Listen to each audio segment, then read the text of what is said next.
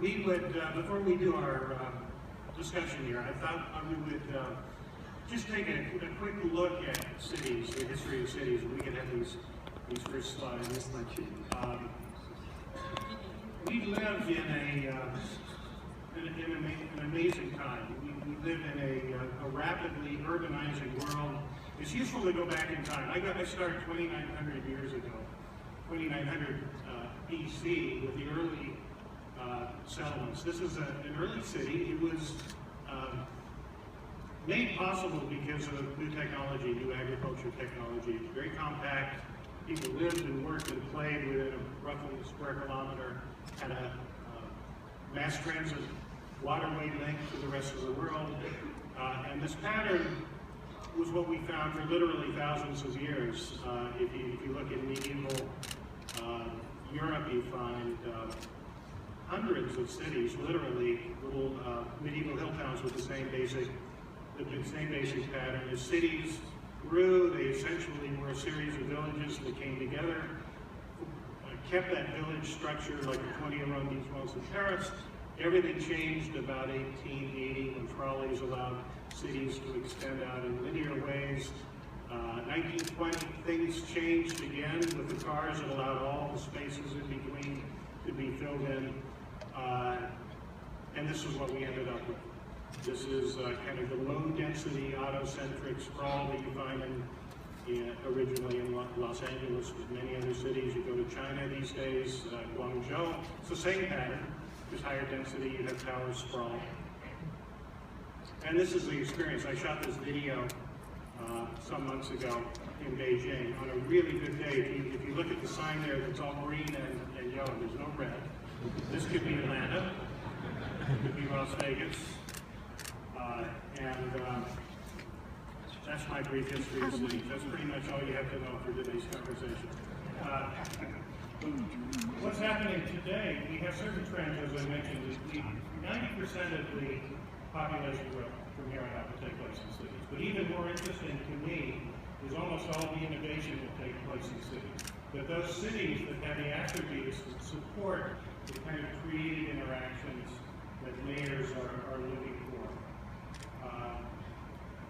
In Northern Europe in particular, you find many cities are going car-free. Whatever that means, they define it differently.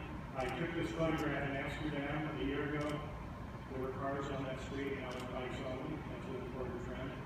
Millennials increasingly are not buying houses with cars. Some people think that will change when that couple has children. I'm not so sure. I think it's a profound shift. Sharing economy, everybody's talking about that. You need evidence of that. GM was invested $5 million in left the other day. It's an article from I think 4 days ago. This is the focus of a lot of the work here at CES. Technology related to mobility. In essence, I think this article was right. It's a high-stakes race to rid the world of human drivers. I think in a lot of ways that's the indicator.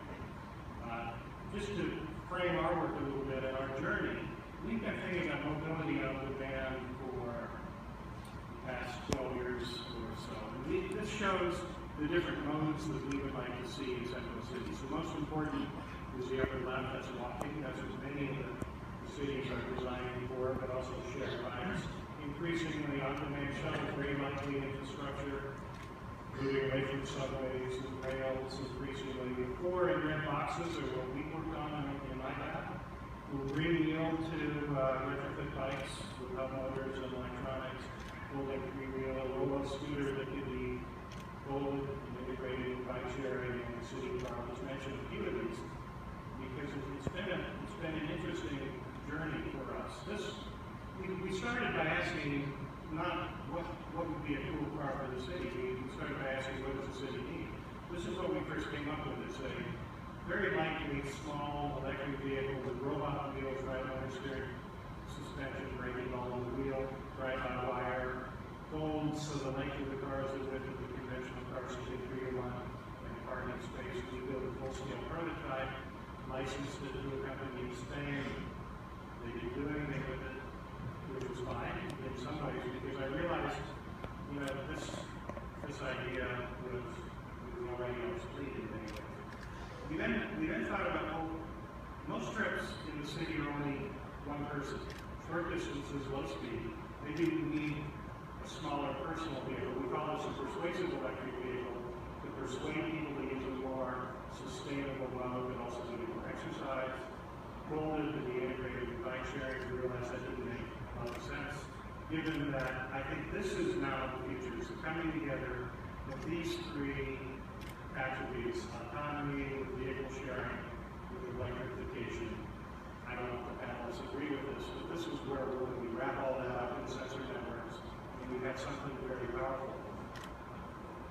We went back to our city car. We thought, well, if you have autonomous vehicles, they need to express their intention if there's no driver to a pedestrian. So we experimented in ways the vehicles can communicate naturally with humans by eye contact and gesture to make it more expressive.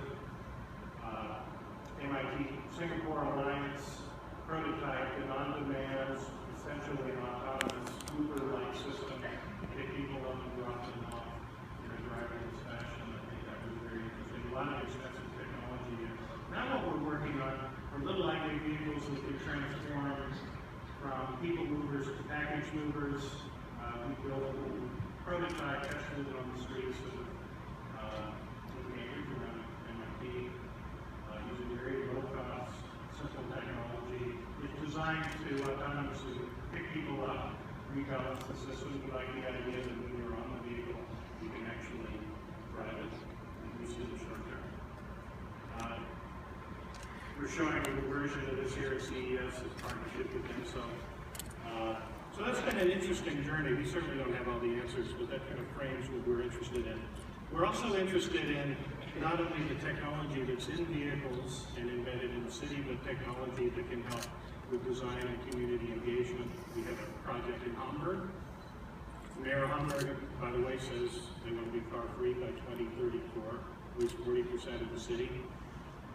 Here we build a physical model, use augmented reality to project simulations onto it. In this case, we're looking at a mix of commercial in blue and parking, where the streets get jammed up, in this case, traffic congestion.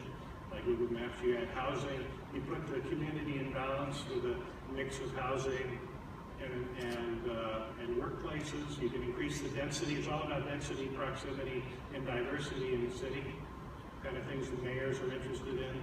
We've looked at planning, in this case Riyadh, where we're projecting a heat map of walkable versus non-walkable areas. The green areas are more walkable. So these kind of real-time feedback tools, I think, are really important. I think in some ways they're more important than the technology that's actually in the cars, which is helping communities make informed decisions, accessing these powerful tools, but making them available to lay people and non-experts. In this case, agent-based modeling to look at the mixing of millennials and senior people in the city.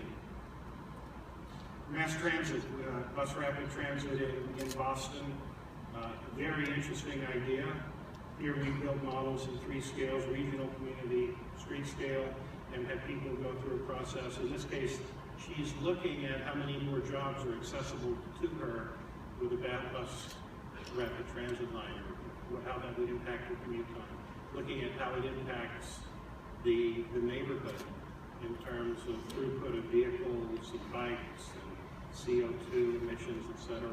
Design at the stations on either side of the street, or the Gold Station with a central station. So the point is that technology is not only embedded in the city and in vehicles, but technology that aid in this decision-making process.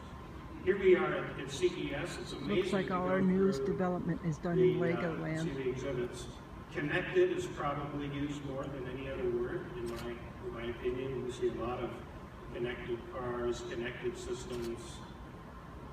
Bosch's exhibit uses that word, Qualcomm. Of course, a big focus on autonomous vehicles. You see that all over the hall. But the point I want to leave you with is, in the end, cities are for people. It's not about designing for machines or designing for technology. We should start with people and technology when it's useful, but there's an amazing array of new technologies that can be applied, and I think that's what we want to discuss today. So now what we'll do very quickly is we'll show 3 quick videos from the companies that are represented here, Bosch, Qualcomm, and Mobileye, and then we'll have a discussion. If you could play those videos, please.